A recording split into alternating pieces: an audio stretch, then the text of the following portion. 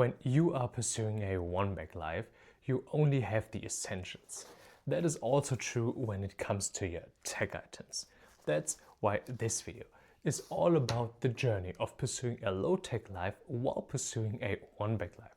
And at the end of the video, I'll give you my single best tip on the only necessary tech item that you will need for every kind of lifestyle, even if you're not pursuing a one-bag life. So don't miss out.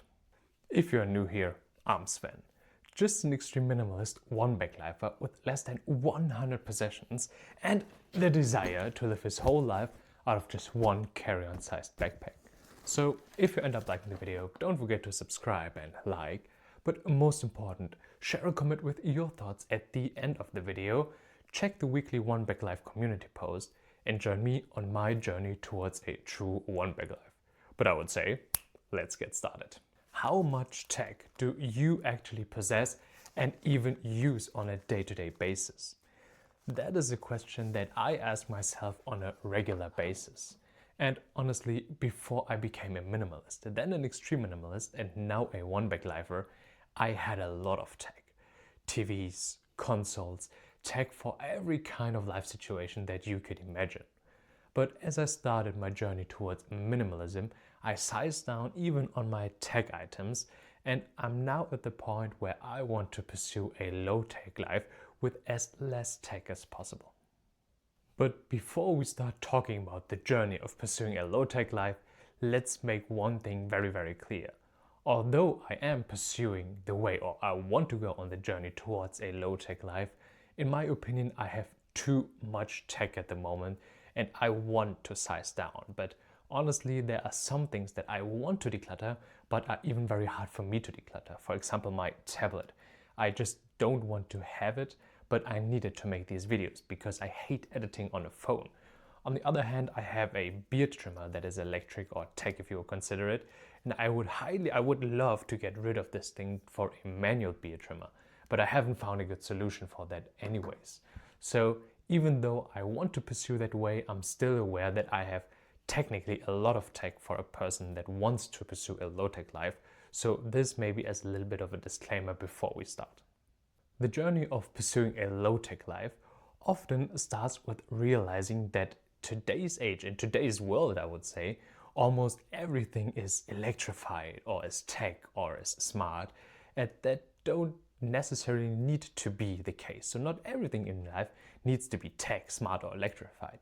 Because as I said, nowadays, almost everything that you could imagine, starting from your watch or your kitchen appliances or even your bed, can be smart or electrified or tech.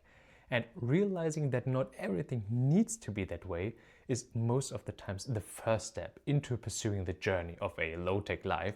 Because honestly, even though my bed is not a smart bed or a tech bed, it definitely provides me with a lot of good things, even though I cannot track my sleep or how I'm moving in bed. So this would be the first step to realizing or going on the journey of pursuing a low-tech life. The next step would be to find out what you could technically replace. So everything that is tech or smart that you could technically replace, you can write down on a list to make yourself aware of what you actually need and what you don't need in your tech life or on your journey to a low-tech life. Because maybe you have your phone and your phone does everything for you.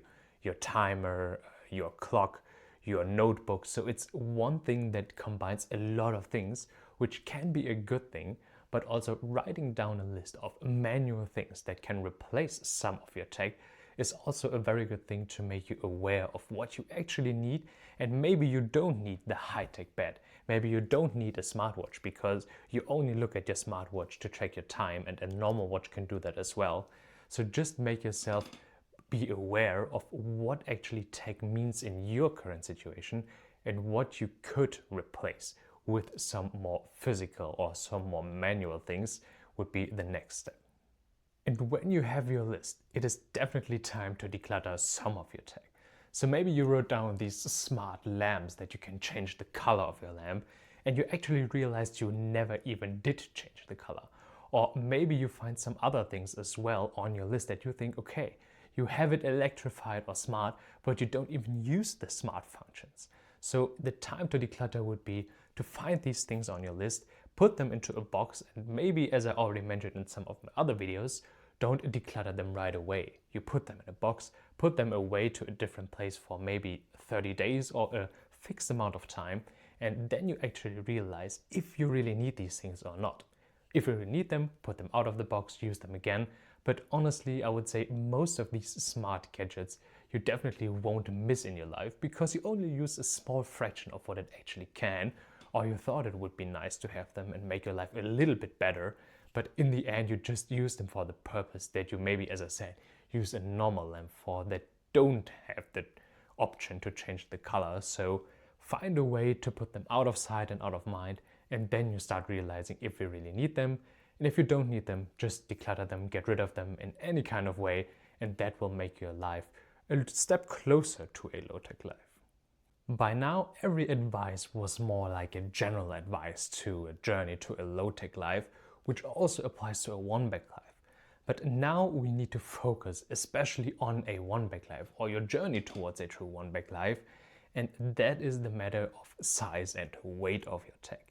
Because in my opinion, or in my experience, I would say, clothes and tech are the two categories that take up or tend to take up a lot of space, or especially a lot of weight, even though it is slightly some very small items like a laptop or so. And in my opinion, finding new solutions to save weight and space is especially important for a one-bag life. So I switched my laptop for a tablet and saved around, I would say, 1 kilo, because before I had a big laptop with a big keyboard and now I only have my tablet. On the other hand, a smartphone, which I'm filming on right now, would be, in my opinion, sufficient for, I would say, 95% of people to take photos, to make videos, because yes, the quality of a full-fledged mirrorless camera is much better than what I'm filming on right now. But honestly, it would be sufficient for, as I said, 95% of people to have the quality you get out of a normal or modern smartphone. So finding new ways or solutions for the everyday size and weight problems, especially for one-bag life, is so important when it comes to your tech. So try to find the things that will do most of the job, I would say, 95% of the job that you would do with some other tech or smart items, and try to combine it in a smaller package or much lighter and more compact package to save space and weight in your backpack so you don't carry a lot of things in the end. And lastly, when you figured out your essentials for your personal low-tech life, you need to be aware that a low-tech life, or pursuing a low-tech life, means using tech and smart things mindfully. And what I mean with that is quite simple.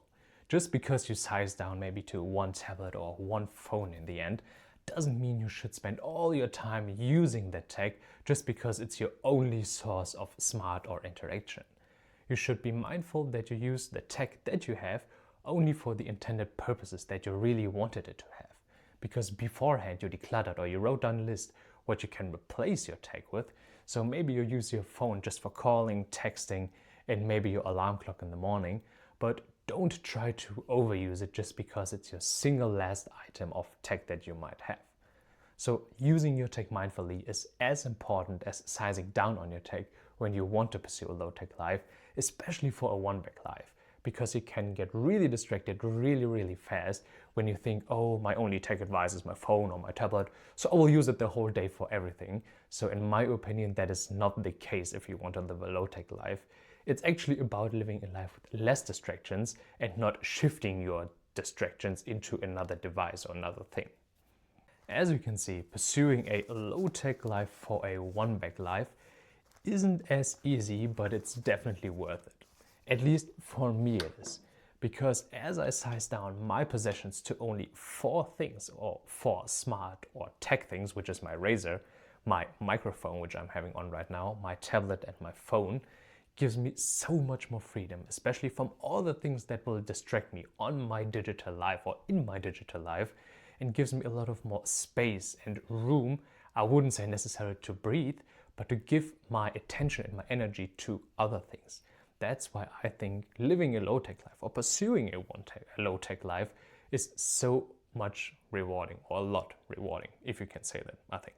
But now that you know all about the journey of pursuing a low-tech life for a one-bag life, here is my single best tip about the only necessary tech item for everyone for every kind of lifestyle, even if you're not pursuing a one-bag life. And to no surprise, it's a phone. And when I talk about a phone, I actually don't talk about a smartphone like the one I'm filming on right now. I just talk about these normal phones, or dumb phones if you want to call them. But in my opinion, or because in my opinion, tech has brought us a lot of good things, but it also brought us a lot of distractions when it comes to your everyday life. And when I'm talking about the, I would say, normal people that use tech like their everyday driver, like a smartphone or a tablet, I think the only really necessary thing that you could carry if you want to size down as much as you can is actually a normal phone. Because in my opinion, the biggest advancement in tech is that you can communicate with the ones you love or the ones you want to communicate at every point in time. So texting them or calling them, maybe even having a little bit of navigation on your phone, these are the things that, in my opinion, are the most important things that tech can give the normal person in their everyday life. And yes, there are definitely exceptions to that, especially when you need some tech when it comes to health or make your health better or sustain a better life. But in the end, when you want to pursue a low-tech life as hard as you can, I would say the only really necessary thing is a normal phone, so you can keep contact to the most important people in your life, and everything else, I would say you can find a workaround for it, so this is the only thing. If you liked the video, don't forget to subscribe and like, but most important, share a comment with the amount of tech things you are possessing right now, and also don't forget to check about the weekly one-bag life community post. The next video will be about the advantages of pursuing a low-tech life for a one-bag life. In the meantime, you can watch my last video to find out about every of these less than 100 pieces that I am carrying right now for my own one-bag life. But as always, thank you so much for watching, and I'll see you in the next video.